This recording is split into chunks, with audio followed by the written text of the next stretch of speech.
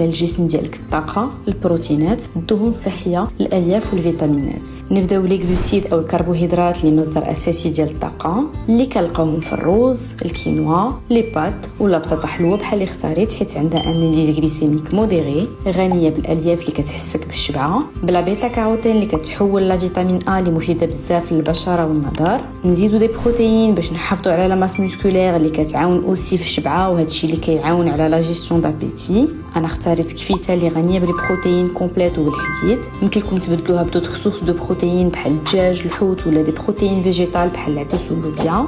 ولي ليبيد كيحافظوا على صحه القلب والشرايين، انتاج الهرمونات ولو بون فونكسيونمون ديال الدماغ. اختاروا دهون صحيه بحال اللي كاينين في زويته بلديه، لافوكا ولا اللوز والكركاع. انا اختاريت لافوكا اللي درتها اون غواكامول حيت فيها لوميغا 9 ومضادات الاكسده. وما نساوش لي كروديتي اللي كيعطيونا دي فيتامين، المعادن والالياف. دونك زدت اون بيتيت سالاد اللي فيها الخيار، مطيشه، البصله والمايس اللي كتعطي بلوس دو فريشور او بلا، وشويه ديال الفيتا بور بلوس دو غو ان ابور ان كالسيوم. وجبه كامله متوازنه كتغذي الجسم وكتعطيه الطاقه اللي يحتاج. ولا